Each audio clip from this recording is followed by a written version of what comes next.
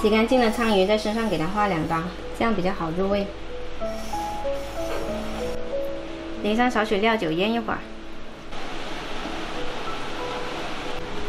我们来多一点蒜蓉，再来切一点9只陈皮，豆豉给它稍微切碎。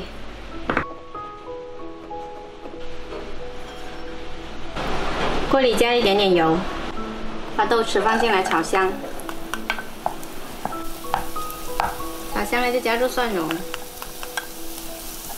全部炒出香味了就把火关掉，再来加入2勺生抽，还有1勺蚝油，然后给它们搅拌均匀。哇，这个酱好香！喜欢吃辣椒的自己可以加点辣椒。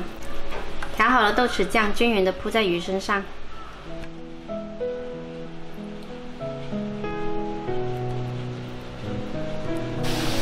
水开了，上锅大火蒸10分钟。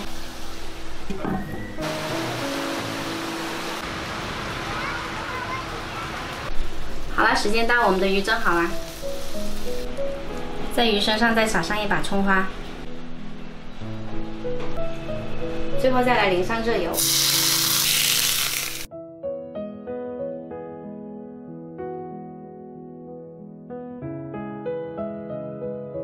因为我们这道豉汁蒸鲳鱼呢，鲳鱼吃起来特别的鲜美，鱼肉里面夹杂的豆豉跟陈皮的香，吃起来特别好吃。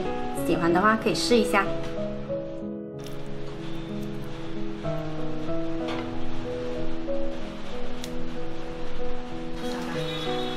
鱼水是花的养料，鱼是你的养料，吃多点才聪明。沾的黑黑的，那就自己沾吧。